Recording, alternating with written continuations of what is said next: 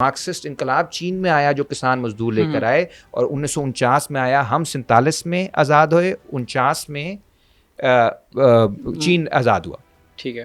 اور ہم نے فیصلہ کیا کہ ہم نے امریکہ کا یہاں پہ امریکہ کے لیے ایک یہاں پہ کردار ادا کرنا ہے پراکسی اسٹیٹ کا، اور اس کا نتیجہ یہ نکلا ہے کہ ہم ہر سوشل انڈیکیٹر میں اس خطے میں سب سے پیچھے ہیں.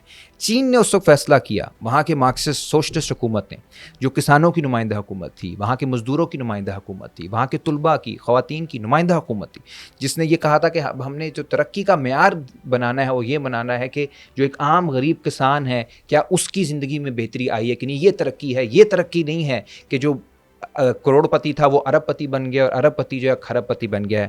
آج چین جو ہے اس کی حالت دیکھیں کہ وہ امریکہ کا مقابلہ بھی کر رہا ہے، اور پچھلے 40 سالوں میں صرف 80 کروڑ لوگوں کو، 80 کروڑ یعنی پاکستان بنگلہ دیش کی جو ملا کے آبادی ہے اس سے ڈبل، اتنے لوگوں کو انہوں نے غربت سے نکالا ہے صرف پچھلے 40 سالوں میں.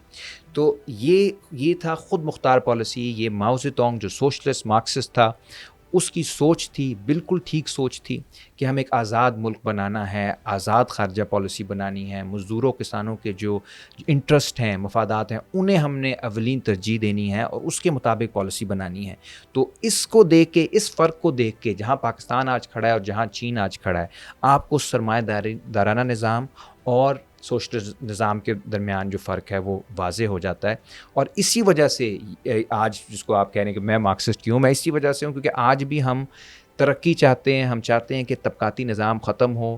جو آپ کا جو ترقی کا معیار ہے وہ ہمارے یہاں جو غریب بچے، جو جس وقت 2.5 کروڑ بچے اسکول نہیں جا سکتے، وہ معیار رکھیں کہ جس دن وہ اسکول چلے گئے، جس دن ان کا مستقبل ہو گیا، اس دن ہم کہہ سکیں گے کہ یہ ترقی ہوئی ہے. اور امریکہ کے بنائے ہوئے سرمایہ دارانہ نظام، سامراجی نظام، اس کے اندر میرے بقول یہ ممکن نہیں.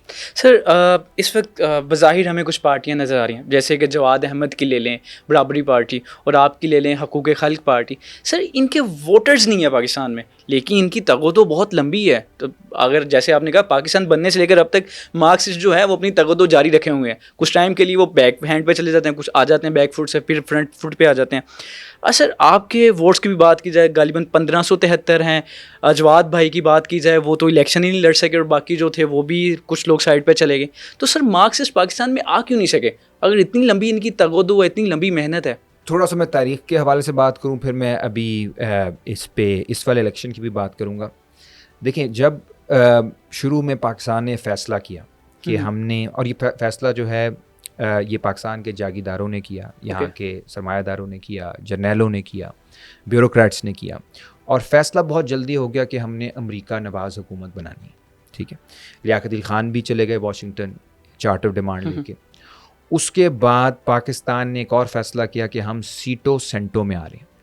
یہ 2 معاہدے تھے، فوجی معاہدے امریکہ کے ساتھ 53-54 میں جو ہم نے سائن کر لیے، جس کے بعد ہم پوری طرح سے جو سیکیورٹی سسٹم تھا امریکہ کا اس کا حصہ بن گئے. اس میں ان کے ڈلس جو سیکرٹری آف اسٹیٹ تھے وہ بھی انوالوڈ تھے، CIA بھی انوالوڈ تھی. اور امریکہ بہت خوش ہوا کہ جی انہوں نے تو کوئی مذاکرات بھی نہیں کیے کچھ. آپ نے چلیں، آپ نے ایک اپنے جو ساتھ آپ کے چین ہے، ساتھ روس ہیں، دونوں سوشلسٹ ہیں، ان کے خلاف آپ نے فیصلہ کیا ہے پیکٹس میں جانے کا، سیٹو سینٹو معاہدے. کچھ تو آپ کہو گے نا، مانگو گے ریٹرن میں کہ یار ہم آپ کے لیے لڑائی کرنے والے ہیں، اپنے خطے میں لڑائی کرنے والے ہیں. انہوں نے کچھ بھی نہیں مانگا. اور ساتھ ساتھ امریکہ نے ان کو یہ بھی ایک ٹاسک دیا کہ یہاں پہ مزدور تحریک کو کچل دینا. اور مزدور تحریک جو شروع میں یہاں پہ اگر اپوزیشن پارٹی تھی تو اس میں کمیونسٹوں کا بھی بہت بڑا رول تھا. بالکل، کمیونسٹ پارٹی پہ پابندی لگا دی گئی، گرفتار کر لیا گیا، اور آج تک وہ پابندی ہے. اس کے بعد حسن ناصر ایک تھے نوجوان، حیدرآباد رائٹر تھے غالباً، رائٹر بھی تھے. وہ حیدرآباد دکن سے کہ ایک نواب فیملی سے تھے. وہ سب کچھ اپنا چھوڑ کے پاکستان آگے، کراچی آگے کہ یہاں میں مزدوروں کے لیے کام کروں گا اور پاکستان کو ہمیں خوشحال ملک بنائیں گے. وہ ہماری روایت کے ایک بڑے لیڈر تھے.